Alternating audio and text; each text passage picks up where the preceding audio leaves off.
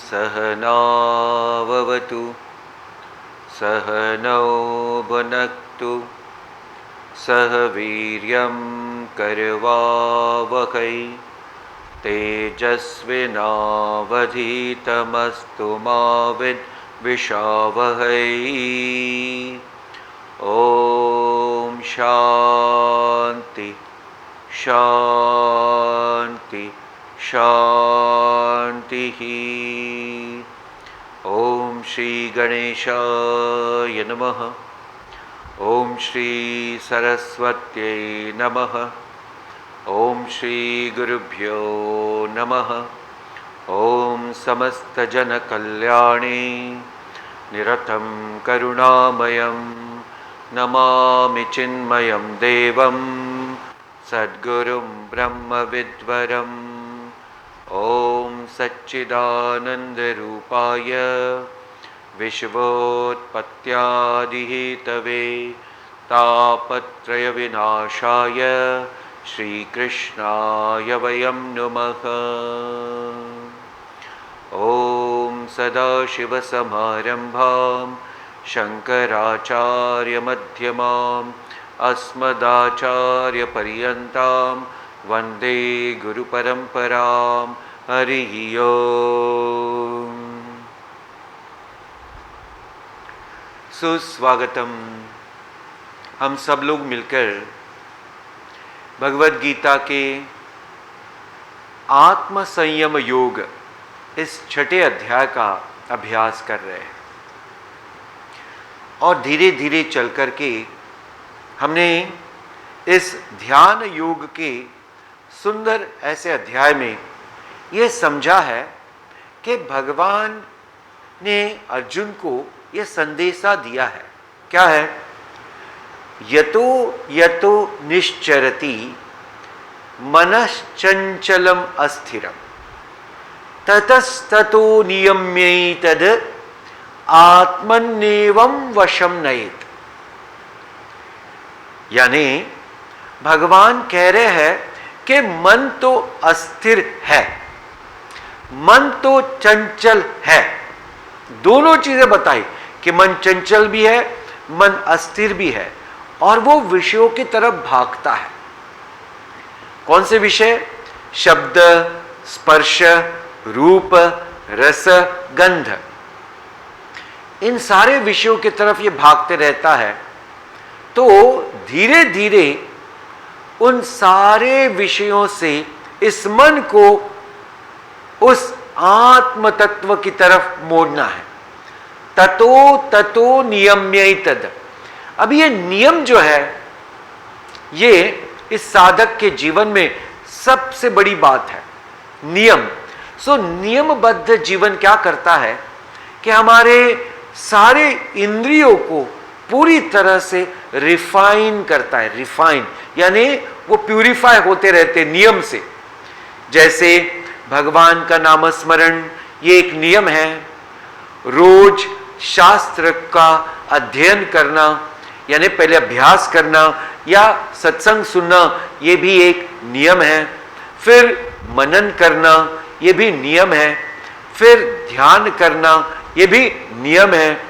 फिर अनेकों त्योहार आते हैं, उन सारे त्योहारों को भगवान के साथ पूरी तरह से समर्पण बुद्धि से पूजा करना ये भी नियम है।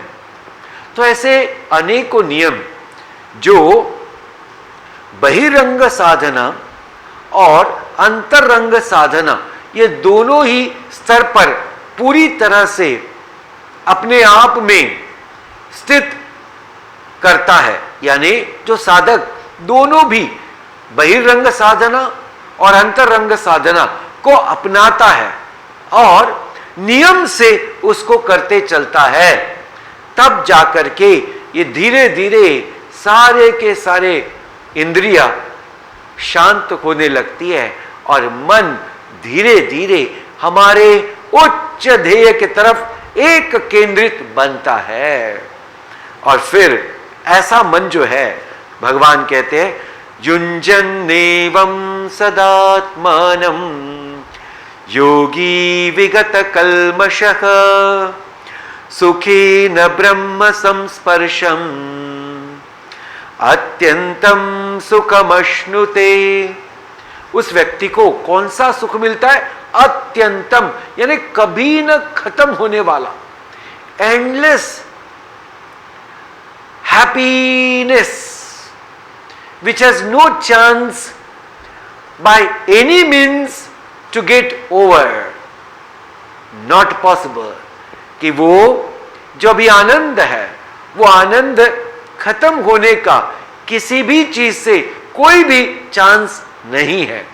ऐसा अत्यंतम सुखम अश्नुते, ऐसा वो योगी ये अनुभव करता है। क्यों अनुभव करता है? विगत कल्मषः, इस बात को समझना बहुत जरूरी है। विगत कल्मषः यानी उस व्यक्ति के मन से सारे के सारे जो डर्ट, यानी जो भी एक अशुद्धि के स्तर पर पदार्थ है, वो सारे अशुद्ध पदार्थ का क्षय हो गया।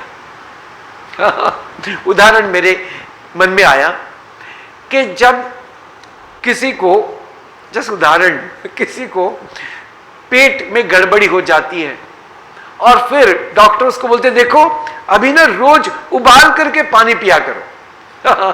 देखो ये क्यों? तो अगर सादा पानी पिया तो उसमें ऑर्गेनिजम्स होने के, माइक्रो ऑर्गेनिजम्स होने के, जैसे बैक्टीरिया, वायरस होने के चांसेस बहुत है। लेकिन अगर आपने उसको उबाल दिया, उसको पानी को स्टोव पर रख करके उबाल दिया 100 डिग्री प्लस, तो शास्त्र यानी साइंस के हिसाब से उसमें एक भी जंतु बाकी नहीं रहता है। That has become most pure now. अभी देखो कि ये प्यूरिटी जो है, ऐसा प्योर वाटर उस पेशेंट को देते हैं। क्यों? क्योंकि उसका अपना अभी जो पेट है वो अभी ऐसी अवस्था में है कि उसमें एक भी अगर एडिशन ऑफ जंतु हो जाए तो वो उसके लिए हानिकारक है। तो अभी ध्यान में रखिए, ये उदाहरण मैंने क्यों दिया कि अभी इस व्यक्ति को ये समझ में आ गया कि कोई भी, कौन से व्यक्ति को? योगी। कौन? जो बहुत कड़ी साधना करके उसने अपने मन को संवारा है। ऐसे व्यक्ति को यह समझ में आ गया कि एक भी निगेटिविटी, एक भी नकारात्मक भाव मेरे मन में अगर रह गया यदा कदाचित, तो वो मेरे मन को कलुषित करने में कोई ज्यादा देर नहीं लगाएगा। तो बोलते हैं जैसा संग वैसा रंग। अगर इस मन का संग किसी एक नकारात्मक भाव से हो गया तो बस फिर सारे नकारात्मक भाव अपना अपना रंग लेकर के वहां हाजिर हो जाते हैं। इसलिए इस योगी ने अपने मन से सारे नकारात्मक भाव को अपनी उपासना और अपनी कठोर तपस्या से पूरी तरह से जला दिया है, पूरी तरह से। तो ऐसा ये मन युञ्जन्नेवं सदात्मानम, ऐसे ये मन, ऐसे ये योगी का मन अभी सदा के लिए उस आत्म तत्व से जुड़ गया है। और अभी ये मन न रह करके ये उस आत्मा का दर्पण हो गया है, आत्मा का आईना हो गया है। ये इतना उससे घुल मिल गया है। ऐसे फिर ऐसे योगी को कौन सा अनुभव होता है? यानी इस व्यक्ति को फिर जीवन में क्या एक आनंद के स्तर पर अनुभूति होती है? ये हमने शुरुआत तो की थी। श्लोक नंबर 29, सर्वभूतस्थमात्मानं सर्वभूतानि चात्मनि ईक्षते योगयुक्तात्मा सर्वत्र समदर्शनः। इसके जीवन में कंप्लीट ट्रांसफॉर्मेशन हो जाता है। ट्रांसफॉर्मेशन इसका मतलब है इररिवर्सिबल चेंज।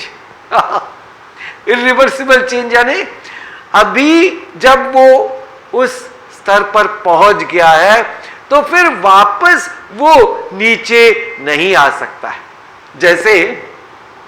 जैसे अगर कोई व्यक्ति पंत प्रधान बन गया, prime minister of the country, और फिर उसका टेन्योर खत्म हो गया, और फिर कोई कंपनी जाकर उसको बोले कि अभी तो आप प्राइम मिनिस्टर नहीं हो, तो आप क्यों ना हमारे कंपनी के सीईओ बन जाओ।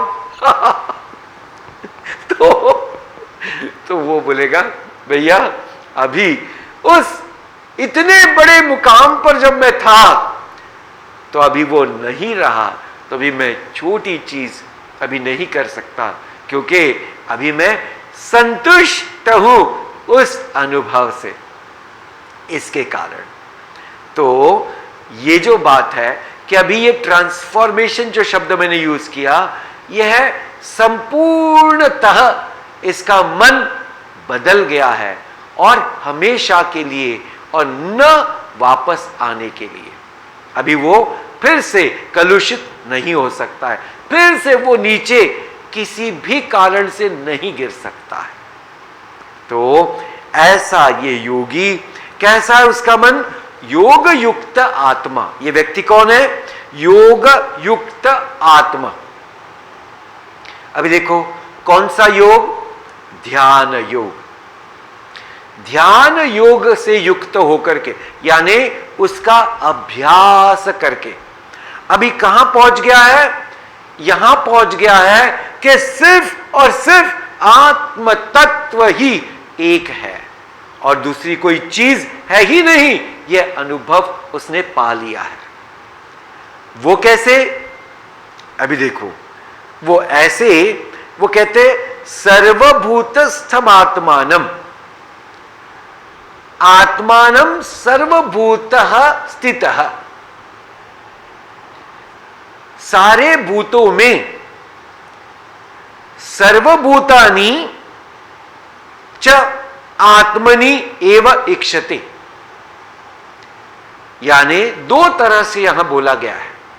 एक है कि सारे के सारे भूत, यानी सारे के सारे जो भी बीइंग्स है, प्राणी मात्र से लेकर के तो मनुष्य मात्र तक, सब में उसको अभी एक ही आत्म तत्व दिखता है।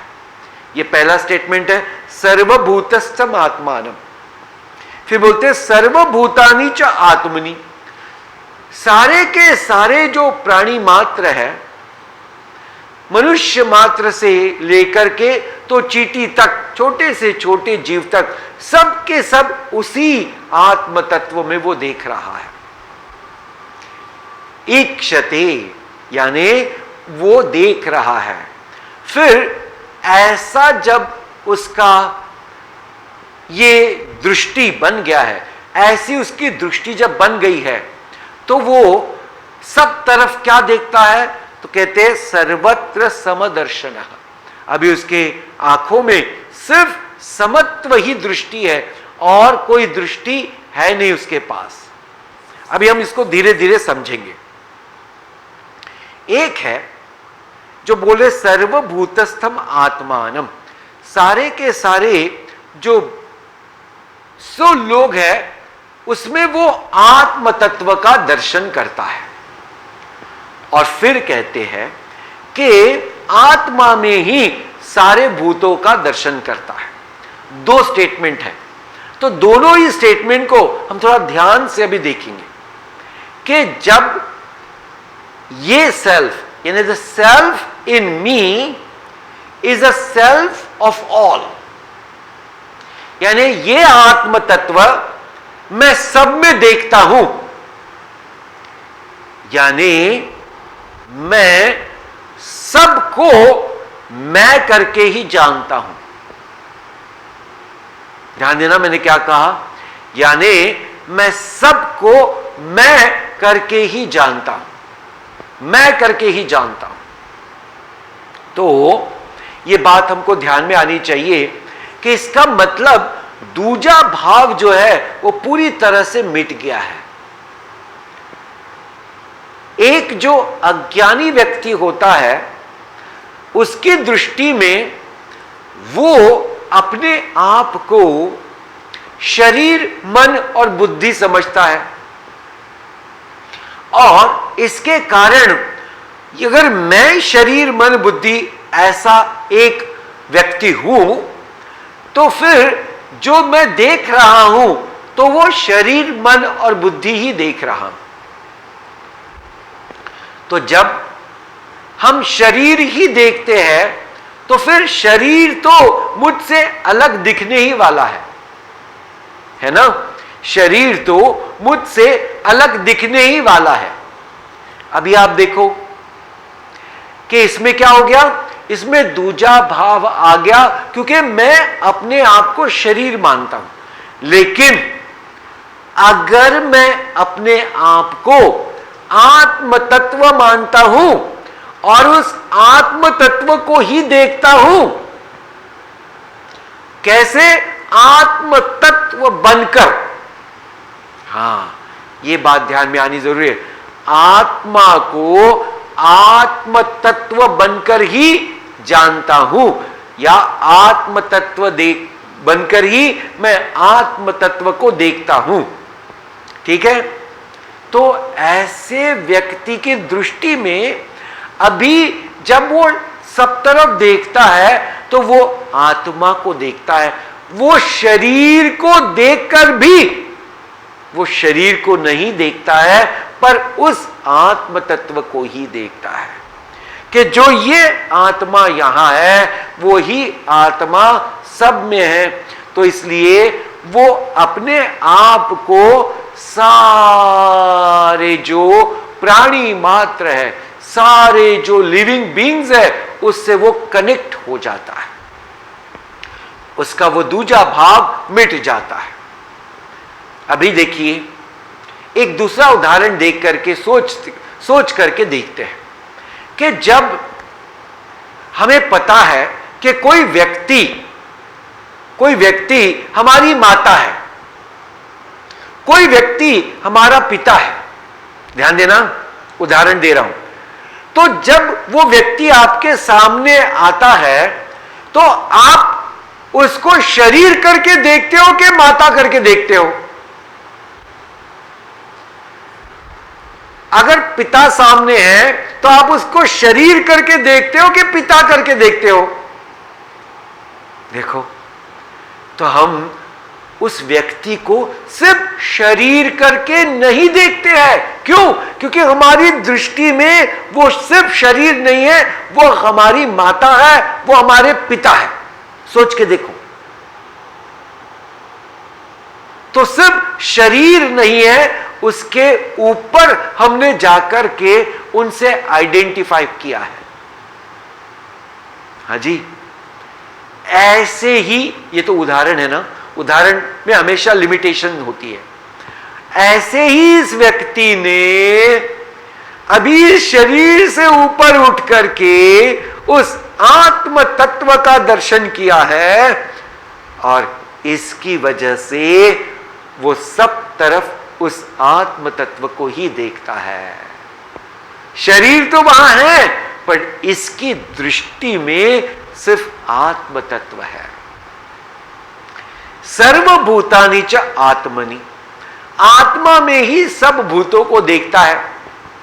अभी इसके लिए हम एक उदाहरण लेते हैं कि यह कैसे पॉसिबल है।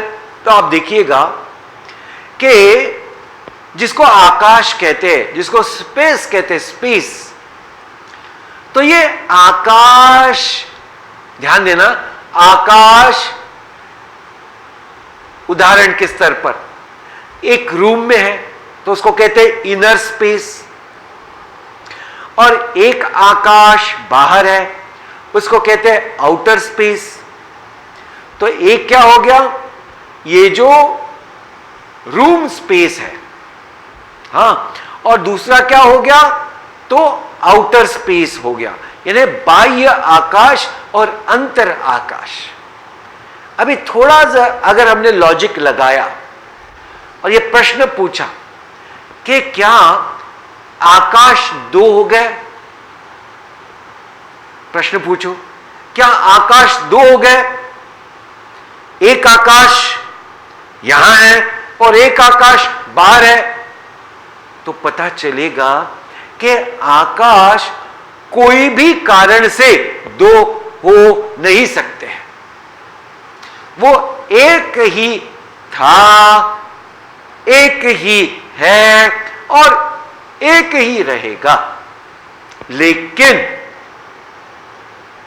हमारी अगर दृष्टि अज्ञान की दृष्टि है तो हम बोलेंगे कि ये चार दीवारों के अंदर जो ये स्पेस यानी आकाश है, ये तो मेरा आकाश है।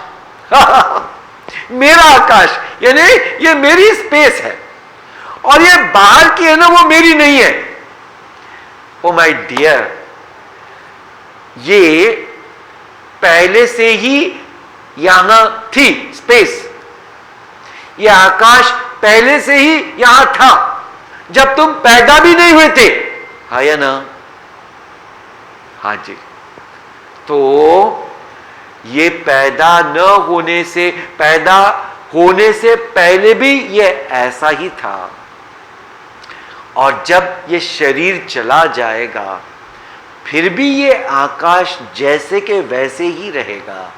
इसका मतलब है कि आकाश में कोई फर्क नहीं आ रहा है, फर्क है जो मेरी दृष्टि में है। आकाश तो जैसे था वैसे ही है और वैसे ही रहेगा। अभी क्या हो गया, अभी दृष्टि बदल गई। क्या कि because of the four walls, यानी ये चार दीवार की वजह से ये आकाश, ध्यान देना, ये आकाश अंदर और बाहर सा लग रहा है। आकाश अंदर और बाहर सा लग रहा है, बट आकाश तो सब तरफ एक ही है, और इसी आकाश में सब है। ध्यान देना, आकाश उदाहरण विमान के अंदर है और आकाश विमान के बाहर है। विमान आकाश में उड़ रहा है और अंदर भी आकाश है। अभी ध्यान देना, तो आकाश यहां से विमान में अंदर बैठ करके एक सिटी से, दिल्ली से बंबई गया। सोच के देखिए, आकाश जैसे हम विमान में बैठ करके दिल्ली से बंबई जाते हैं, क्या आकाश विमान में बैठ करके दिल्ली से बंबई गया? नहीं, ये तो हो ही नहीं सकता है। ये सिर्फ हमारे मन का भ्रम है कि आकाश अंदर है और आकाश बाहर है। आकाश के तत्व के स्तर पर वो न अंदर है न बाहर है, वो हमेशा से सब तरफ है। सिर्फ अंदर और बाहर ये जो भ्रम है वो किसी एक उपाधि के कारण, यानी शरीर के कारण या चार दीवारों के कारण। तो ऐसे जब किसी को समझ में आ गया कि आत्म तत्व, अभी ये आकाश के उदाहरण में जोड़ दो, आत्म तत्व में सब कोई है। हर एक व्यक्ति आत्मा में घूम रही है और आत्मा में ही सो रही है, उठ रही है, बैठ रही है व्यक्ति। वैसे ही ये विमान भी उस आत्म तत्व में यहां से वहां जा रहा है। वैसे ही हवा भी आत्म तत्व में बह रही है। वैसे ही पृथ्वी आत्म तत्व में स्थित है। सारे के सारे प्लैनेट्स आत्म तत्व में स्थित है। और अगर पृथ्वी ही आत्म में स्थित है, जैसे पृथ्वी स्पेस में है, और स्पेस से भी बड़ा क्या है? आत्म तत्व। इसका मतलब अगर पृथ्वी ही स्पेस में है और इस स्पेस को हम आत्म तत्व की उपमा दे रहे हैं, क्योंकि वो जानने के लिए, तब पृथ्वी अगर स्पेस में है यानी आत्म तत्व में है, तो सारे प्राणी जो पृथ्वी पर रहते हैं वो कहां रहेंगे जी? नो डाउट आत्म तत्व में। तो इस स्टैंड पॉइंट से भी सब लोग किस में है? आत्म तत्व में ही है। आत्म तत्व में ही सब व्यवहार होते हुए सा दिख रहा है, सा अंडरलाइन। क्यों? Because it is all that which we see is nothing but the दृष्टि, यानी जो हम देख रहे हैं ये हमारे दृष्टि का दोष है कि यहां कुछ हो रहा है। अगर हम उस आत्म तत्व के स्तर पर से देखें तो फिर तो कुछ हो नहीं रहा है, क्योंकि आत्मा एक ही है और उससे अलग कुछ है ही नहीं। ऐसा सम दर्शन उस व्यक्ति को यानी योगी को होता है। अभी देखिएगा कि जब एक व्यक्ति को यानी इस योगी को ऐसा अनुभव होता है, इसका मतलब ये नहीं कि वो एक जगह बैठ करके कुछ नहीं करता है। नो, वो व्यक्ति साधारण जीवन जीता है, लेकिन अभी दूजा भाव मिटने के कारण उसके मन में कभी विचलित भाव होता ही नहीं। क्यों? अभी इस ध्यान देना है, विचलित भाव क्यों नहीं होता है? पूज्य गुरुदेव स्वामी चिन्मयानंद जी एक बहुत सुंदर उदाहरण देते हैं। वो बोलते हैं, अगर आपने अपने उंगली से आपकी अपनी आंख को खुजाया, क्योंकि थोड़ा सा इरिटेशन लग रहा था, और अपनी आंख को खुजाया और आप कुछ इधर उधर देख रहे हो, और ऐसे करके करके आपने अपनी आंख को हट किया और पानी आने लगा, दुखने लगा, तो क्या आप अपने उंगली को सजा देंगे? सोचो, नहीं। क्यों? क्योंकि ये भी उंगली मेरी है और ये आंख भी मेरी है। इसके आगे मैं ही उंगली हूं, मैं ही आंख हूं, तो कौन किसको सजा देगा? ऐसे इस योगी का मन होता है। वो हर एक व्यक्ति को दूजे भाव से नहीं देखता है। कौन से दृष्टि से देखता है? आत्म तत्व की दृष्टि से देखता है। और तब ये जो दूजापन है वो पूरी तरह से मिट जाता है। ऐसे उस योगी का अनुभव होता है। तो हम भी प्रयत्न करेंगे, जहां भी आप बैठे हो, एक पोस्चर आप ठीक से थोड़ा फर्म कर लो। आपने अगर चश्मा पहना है तो आप उसको उतार भी सकते हैं। अपने पीठ के हड्डी को पूरी तरह से स्ट्रेट कर लो। फिर देखो कि अपनी गर्दन भी स्ट्रेट है। आंखें हल्की से बंद है।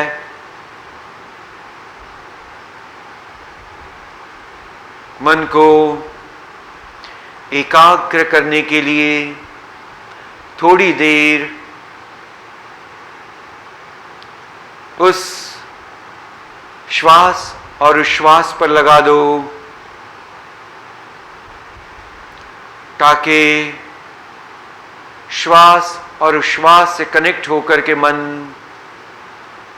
संपूर्ण एक केंद्रित हो जाए।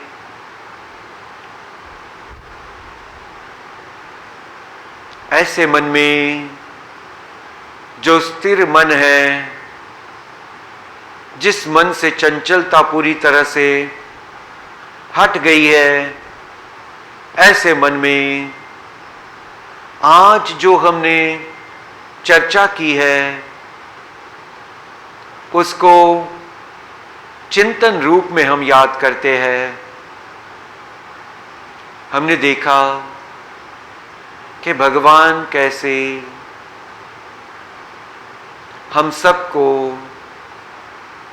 ध्यान योग के जरिए उस परमोच्च स्थिति तक पहुंचाते हैं। वो परमोच्च यानी सर्वश्रेष्ठ ऐसी स्थिति, उसको ही ध्यान अवस्था कहते हैं। उसी को आत्म साक्षात्कार कहते हैं। भगवान इस आत्म साक्षात्कार को शब्दों में बयान कर रहे हैं। वो कहते हैं, सर्वभूतस्थमात्मानं सर्वभूतानि चात्मनि ईक्षते योगयुक्तात्मा सर्वत्र समदर्शनः। जिस व्यक्ति को आत्म साक्षात्कार हो जाता है, यानी जो व्यक्ति ध्यान अवस्था में स्थित हो जाता है, अभी धीरे धीरे ध्यान अभ्यास करके उसने उस परमोच्च सर्वोत्कृष्ट ऐसे स्थिति को पा लिया है। वो कौन सी है? सर्वत्र समदर्शन। यह योग युक्त आत्मा, जो व्यक्ति, ये योगी, जिसका मन पूरी तरह से आत्म तत्व से एक हो गया है। वो कैसे? योगी विगत कल्मषः। क्योंकि इस योगी ने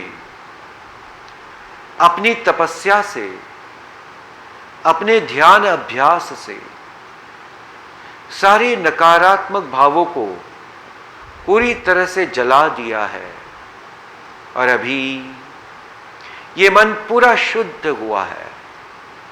जैसे अगर पानी में कोई जंतु है तो उसको जब हम गैस पर रख करके तपाते हैं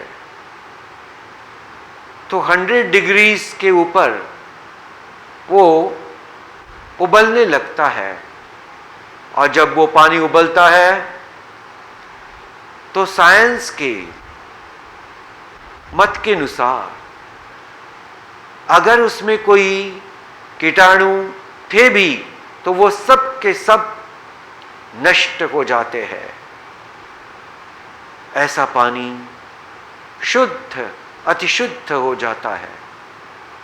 वैसे ही ये मन तीव्र ध्यान अभ्यास के कारण शुद्ध, अतिशुद्ध हो जाता है, और ऐसे योगी को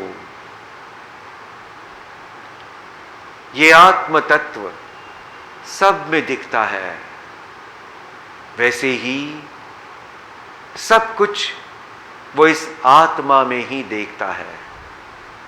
इसलिए उसके मन से दूजा भाव मिट जाता है।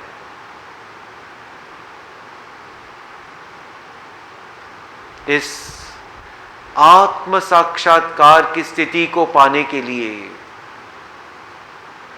जन्म जन्मांतर के प्रयत्न उस योगी को करना जरूरी है।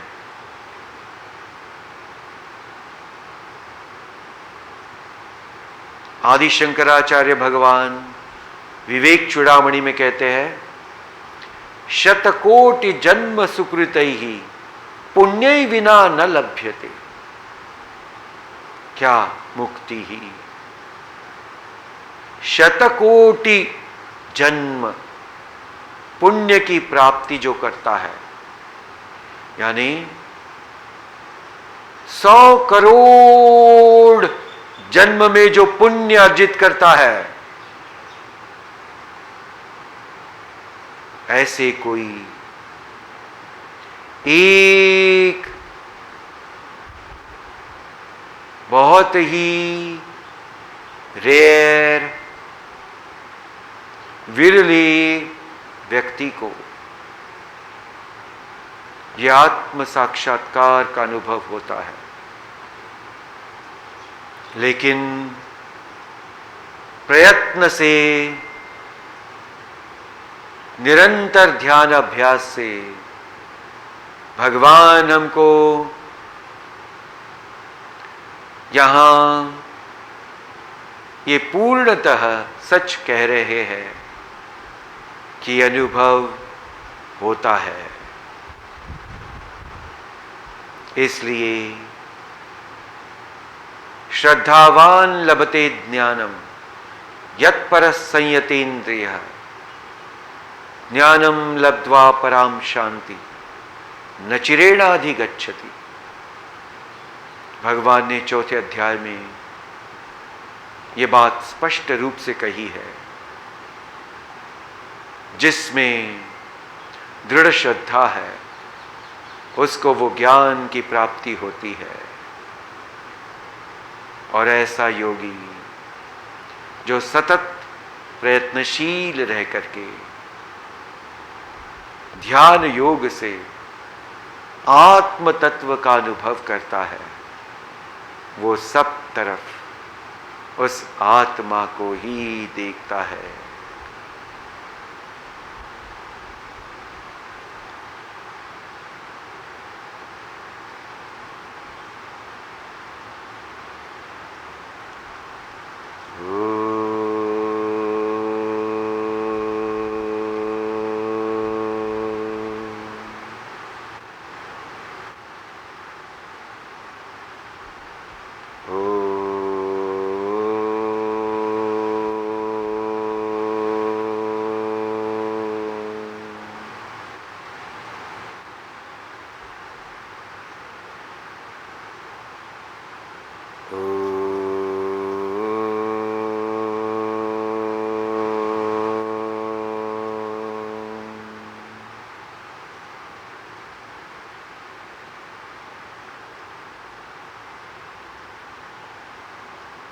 शांति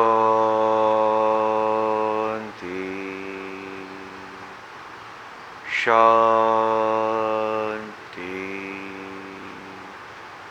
शांति।